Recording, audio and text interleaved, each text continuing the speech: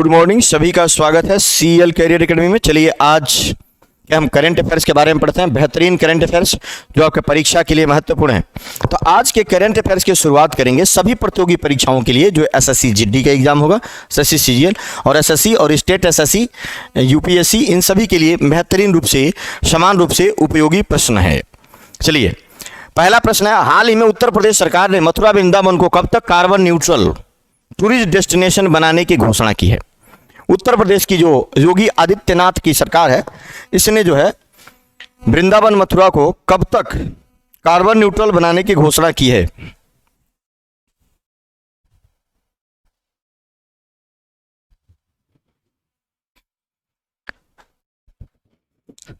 बताइए।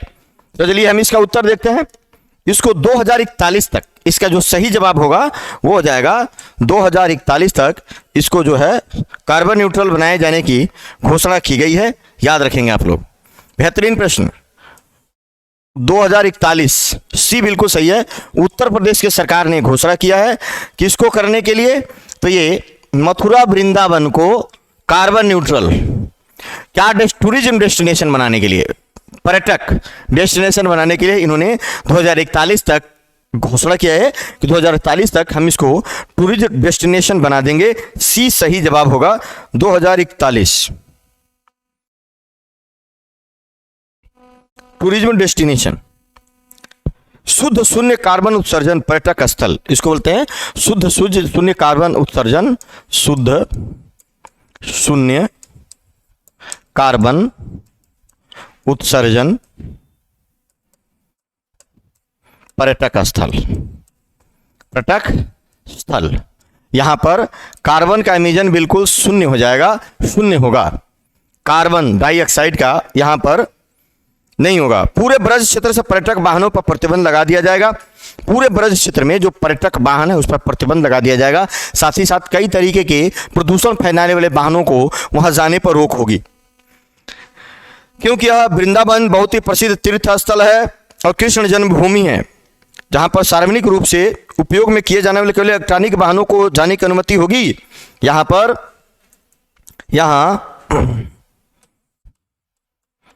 सिर्फ इलेक्ट्रॉनिक वाहन, यहां सिर्फ इलेक्ट्रॉनिक वाहनों को जाने की अनुमति है, वाहनों को जाने की अनुमति होगी। इलेक्ट्रॉनिक वाहनों को जाने की अनुमति होगी, याद रखिएगा। तो इस तरह एक टूरिज्म डेस्टिनेशन बनाया जा रहा है 2041 तक। शानदार और बेहतरीन प्रश्न।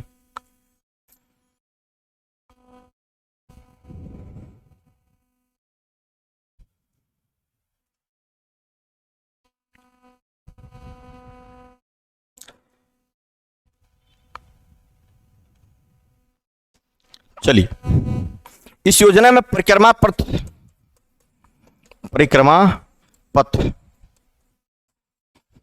बनाए जाने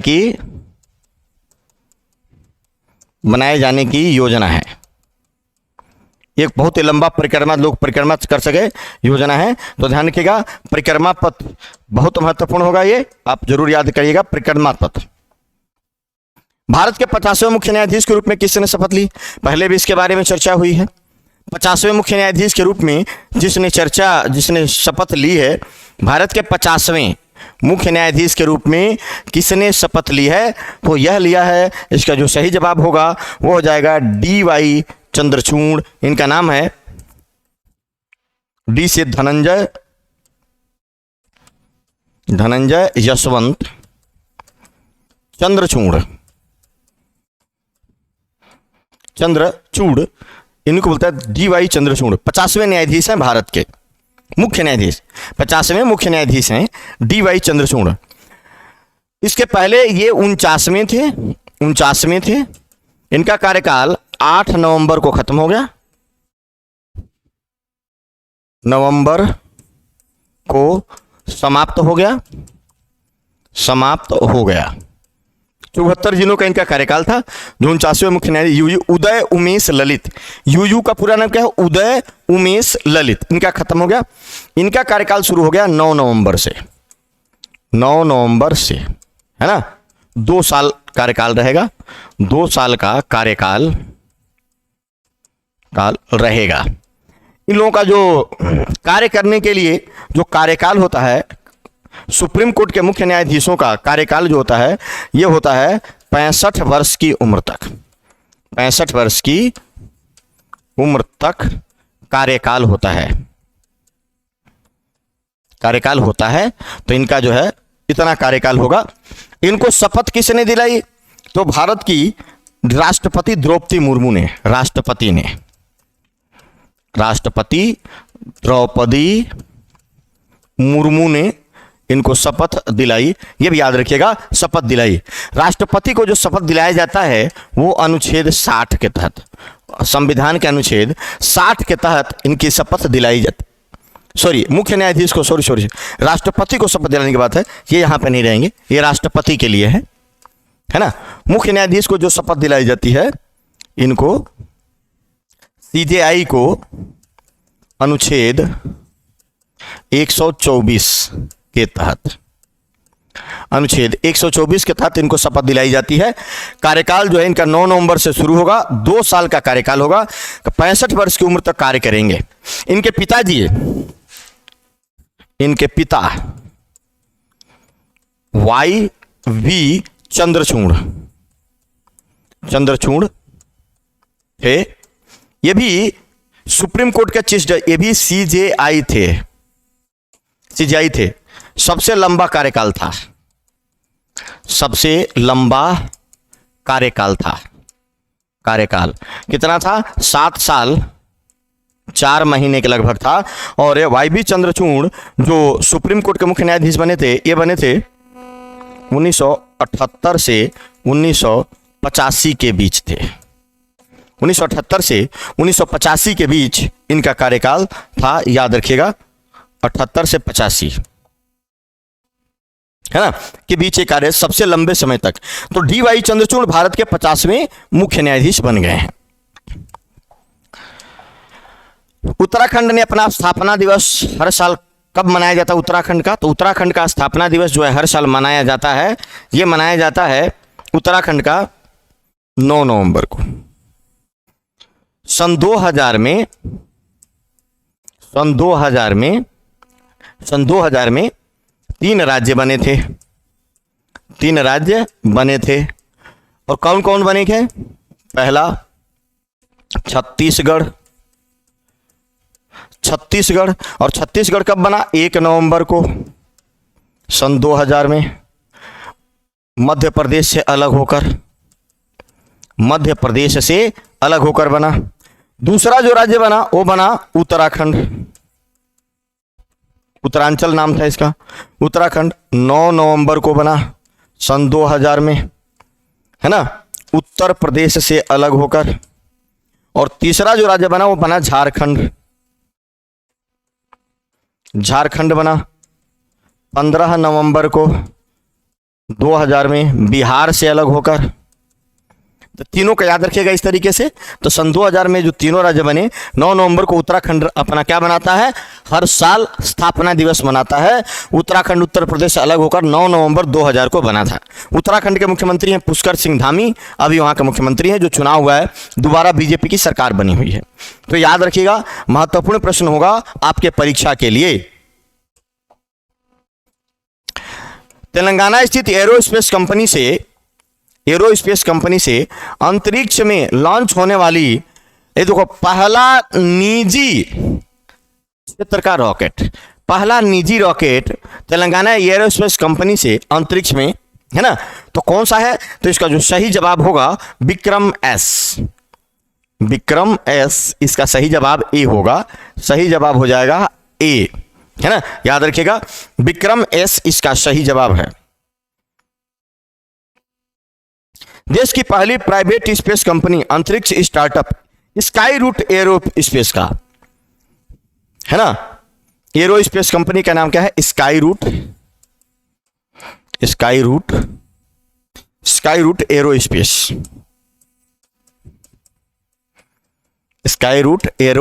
कंपनी। यह एक स्टार्टअप कंपनी है, स्टार्टअप कंपनी है ना, याद रखिएगा। इसका नाम क्या है? Skyroot Aerospace company. और इसी ने ये विक्रम एस रॉकेट लॉन्च किया है। विक्रम एस सफलतापूर्वक लॉन्च कर दिया। इस मिशन का नाम रखा गया प्रारंभ। इस मिशन का नाम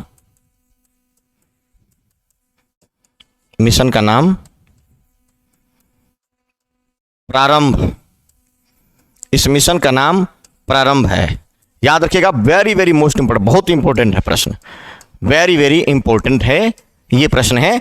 इस मिशन का नाम प्रारंभ रखा गया है, याद रखेंगे, प्रारंभ इस मिशन का नाम रखा गया है।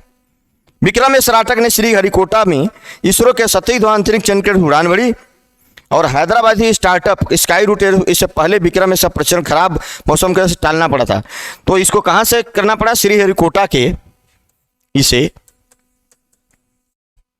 श्रीहरिकोटा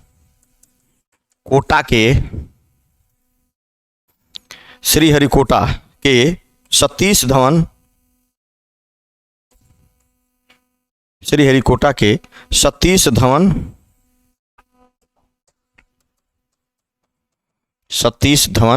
अंतरिक्ष केंद्र से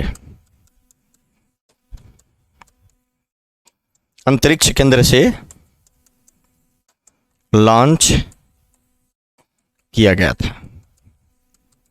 अंतरिक्ष केंद्र श्रीहरिकोटा के सतीश धवन अंतरिक्ष केंद्र से लॉन्च किया गया था। याद रखिएगा, जो ये इसको बोलते हैं सार, यह इसरो का है, यह इसरो का जो है, तो वहीं से पहला निजी क्षेत्र का विक्रम एस को लॉन्च किया गया है। याद रखिएगा, एक महत्वपूर्ण और बहुत ही महत्वपूर्ण ये प्रश्न होगा। कौन सी कंपनी? स्काई रूट एरोस्पेस, पहला निजी विक्रम एस का सफलतापूर्वक प्रक्षेपण कर दिया।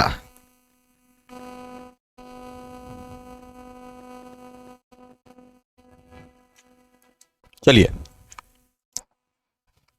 अंतर्राष्ट्रीय लेखा दिवस कब मनाया जाता है? तो अंतर्राष्ट्रीय जो लेखा दिवस है, इंटरनेशनल है ना, लेखा डे कब मनाया जाता है? तो अंतर्राष्ट्रीय लेखा दिवस जो मनाया जाता है, ये मनाया जाता है 10 नवंबर को मनाया जाता है प्रतिवर्ष। इसका जवाब हो जाएगा बी, सही जवाब होगा। 10 नवंबर को प्रतिवर्ष अंतर्राष्ट्रीय लेखा दिवस मनाया जाता है, याद रखेंगे।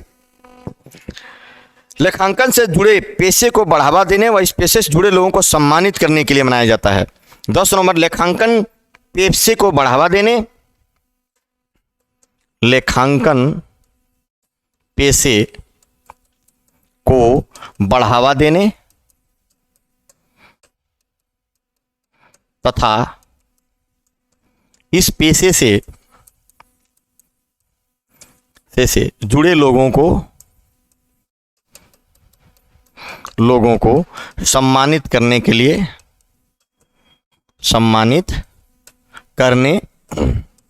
लिए यह दिवस मनाया जाता है। यह दिवस मनाया जाता है, याद रखिएगा। यह दिवस इसीलिए ये मनाया जाता है है ना, लेखा दिवस, इंटरनेशनल लेखा दिवस 10 नवंबर को प्रतिवर्ष मनाया जाता है, इंटरनेशनल लेखा दिवस। पहली बार 1972 में मनाया गया था, पहली बार 1972 में, पहली बार 1972 में मनाया गया,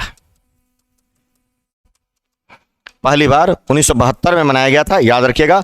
महत्वपूर्ण प्रश्न होगा, very very most important. San Diego charter के द्वारा कैलिफोर्निया सोसाइटी ऑफ सीपीए इसको पहली बार आयोजित किया था। उसके बाद इसको जो प्रतिवर्ष मनाया जाता रहा है 10 तारीख को, international accounting day 2022, international accounting day, international accounting day, international accounting 10 नवंबर को।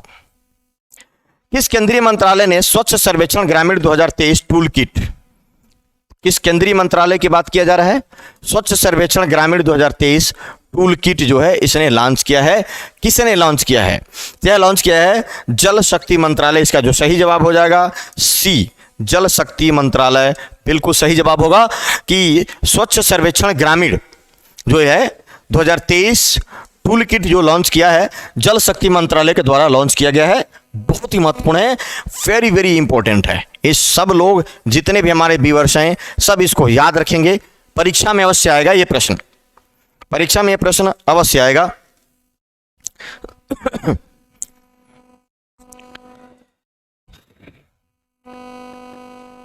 टूल किट को रूरल वास पार्टनरशिप द वे फॉरवर्ड पर लॉन्च किया गया है। इसका जो रखा गया रूरल वास पार्टनरशिप,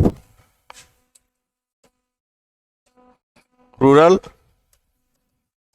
वास पार्टनरशिप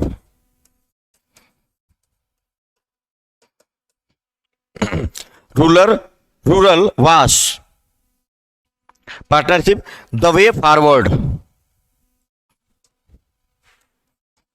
द वे फॉरवर्ड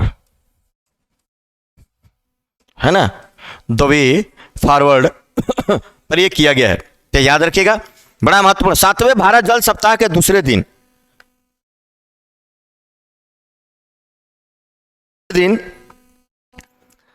इस सत्र का आयोजन हुआ।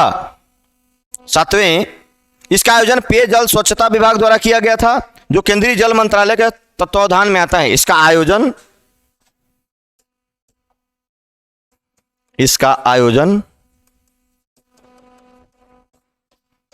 पेयजल एवं स्वच्छता पेयजल एवं स्वच्छता मंत्रालय द्वारा किया गया, जो जल शक्ति मंत्रालय के तहत आता है, जो जल शक्ति मंत्रालय के तहत आता है, जो जल शक्ति मंत्रालय के तहत आता है, याद रखिएगा। तो यह केंद्रीय स्वच्छ सर्वेक्षण ग्रामीण पर यह कार्यक्रम आयोजित किए गए हैं। जल शक्ति मंत्री गजेंद्र सिंह शेखावत, हमारे जल शक्ति मंत्री कौन है? गजेंद्र सिंह शेखावत, ये जो है मंत्री हैं, केंद्रीय मंत्री जल शक्ति मंत्री। ये जल शक्ति मंत्रालय 2019 में बनाया गया। इसमें पेयजल स्वच्छता मंत्रालय, जल संसाधन, नदी विकास, गंगा सर्वेक्षण, ये सबको मिलाकर एक नया मंत्रालय जल शक्ति मंत्रालय बनाया गया। तो अभी इसने जो है स्वच्छ सर्वेक्षण ग्रामीण 2023 टूल किट लॉन्च किया है। बेली के स्पोर्ट मेडल से किस पहले भारतीय वैज्ञानिक, यहां पर अगर हम करें तो यहां पे हो जाएगा किस पहले भारतीय वैज्ञानिक को सम्मानित किया गया है, ये याद रखेंगे। किस पहले भारतीय, कौन सा? बेली के स्पोर्ट मेडल, तो किस पहले भारतीय वैज्ञानिक किया गया? तो इसका जो सही जवाब होगा वो हो जाएगा डॉक्टर सुभाष बाबू। इसका सही जवाब हो जाएगा ए इज द राइट आंसर। अब इनको ये मेडल क्यों दिया गया है? यह मेडल इनको?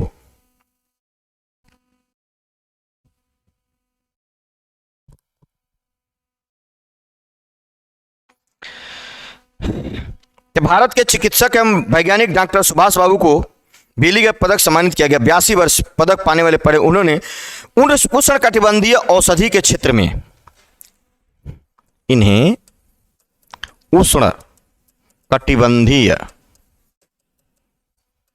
उष्णकटिबंधीय औषधि के क्षेत्र में, उष्णकटिबंधीय औषधि के क्षेत्र में बहुमूल्य योगदान देने के लिए,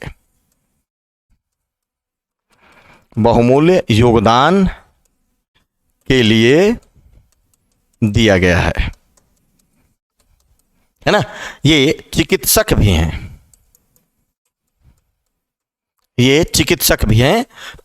चिकित्सक और वैज्ञानिक हैं। यह पदक दिया गया है। वर्तमान में डॉक्टर बाबू ICAR के वैज्ञानिक निदेशक। उन्हें यह पुरस्कार 30 अक्टूबर 2022 को सिएटल USA में दिया गया है ना, USA में दिया गया है। या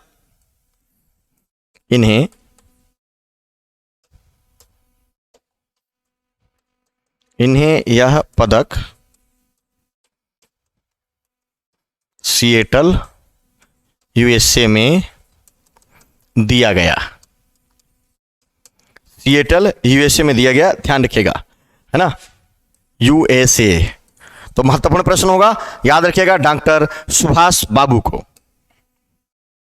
मैरीलैंड राज्य में लेफ्टिनेंट गवर्नर का पद जीतने वाली पहली भारतीय महिला और भारतीय अमेरिकी राजनेता कौन बनी है? देखिए, भारतीय अमेरिकी राजनेता कौन बनी है? कहां पर? मैरीलैंड राज्य, ये यूएसए में है। मैरीलैंड राज्य कहां है? यूएसए में, अमेरिका में। तो वहां का गवर्नर का पद जीतने वाली और सबसे कम उम्र की भी है। तो इसका सही जवाब हो जाएगा Aruna Miller is the right answer.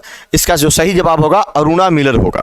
Aruna Miller जो है ये मैरीलैंड राज्य की, है ना, सबसे कम उम्र की जो है लेफ्टिनेंट गवर्नर बन गई हैं। 57 वर्ष की हैं और अश्वेत गवर्नर हैं। 57 वर्ष की अश्वेत गवर्नर,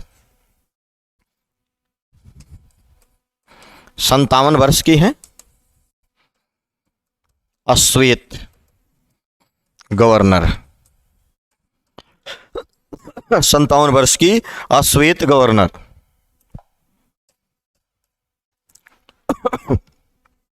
है ना, ये ध्यान रखिएगा, ये डेमोक्रेट हैं। अश्वेत गवर्नर बनकर इन्होंने रिकॉर्ड बना दिया। 57 वर्षीय डेमोक्रेट बेस मूर से लेफ्टिनेंट गवर्नर के टिकट पर जीती हैं इनका।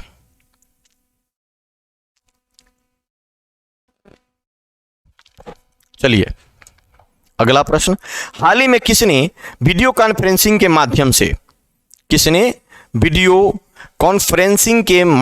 से G20 के लोगो, थीम, है ना, और वेबसाइट का अनावरण कर दिया है? G20 सम्मेलन 2023 में नई दिल्ली में होगा, सितंबर 2023 में नई दिल्ली में होगा। और यह काम किया है हमारे प्रधानमंत्री नरेंद्र मोदी ने। इसका सही जवाब होगा प्रधानमंत्री नरेंद्र मोदी के द्वारा G20 जो सम्मेलन होगा, G20 सम्मेलन कहां होगा? भारत में, सितंबर 2023 में नई दिल्ली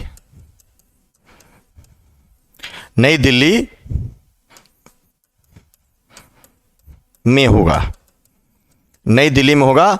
अभी जो हुआ था G20 सम्मेलन इंडोनेशिया के बाली में हुआ, वहां पर उनकी अध्यक्षता जो है अब दे दिया गया भारत को। नरेंद्र मोदी उसमें गए थे, है ना। अब जो है G20 के लोगो, थीम और वेबसाइट का अनावरण कर दिया हमारे देश के प्रधानमंत्री नरेंद्र मोदी ने। नई दिल्ली में अगले साल होगा, भारत में होगा G20 सम्मेलन, याद रखिएगा, है ना। तो नरेंद्र मोदी ने इसका लोगो वगैरह ये सब लॉन्च कर दिया है। 8 नवंबर को वीडियो कॉन्फ्रेंसिंग से लॉन्च किया। अनावरण कब हुआ? 8 नवंबर को, 8 नवंबर को लॉन्च कर दिया। तो इंडोनेशिया के बाली में 15 नवंबर को जो सम्मेलन होगा उसमें भाग लेने जाएंगे हमारे देश के प्रधानमंत्री नरेंद्र मोदी।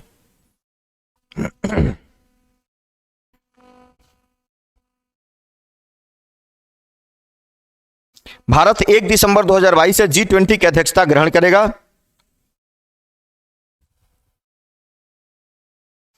G20 20 देशों का समूह है, 19 देश और यूरोपीय समूह इसमें शामिल होते हैं।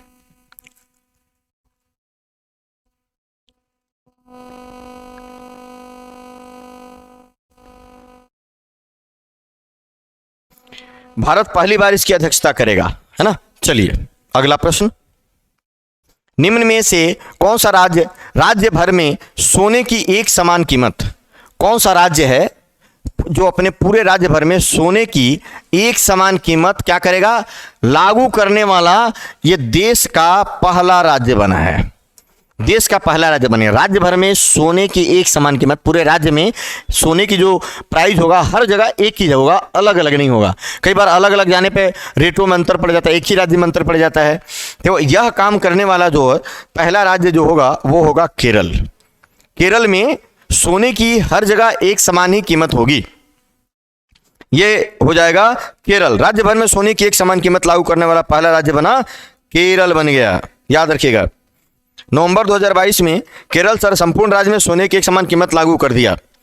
है ना, हाल ही में नवंबर 2022 में ही,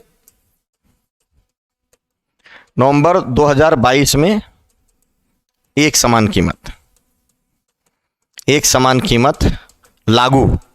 तो ये केरल में नवंबर 2000 में एक समान कीमत जो है लागू हो गया है और पूरे राज्य में सोना अब एक भाव में ही बिकेगा, अलग अलग भाव में नहीं बिकेगा।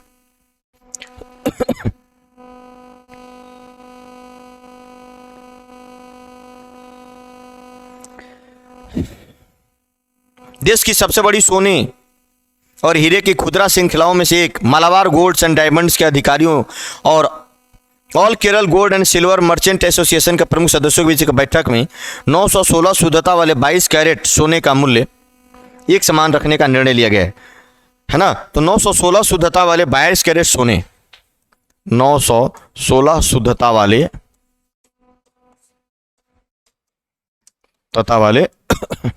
22 कैरेट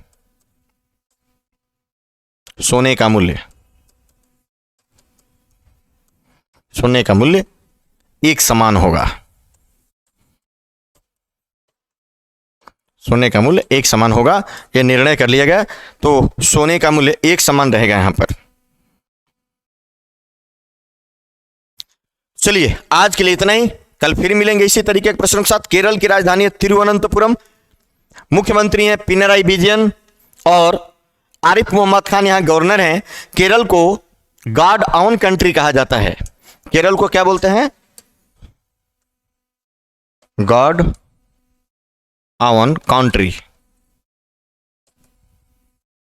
गॉड ऑन कंट्री के नाम से भी जाना जाता है केरल को, याद रखेंगे, महत्वपूर्ण प्रश्न है। तो कल फिर मिलेंगे इसी तरीके के प्रश्नों का। सभी लोगों का बहुत बहुत धन्यवाद। जय हिंद, जय भारत।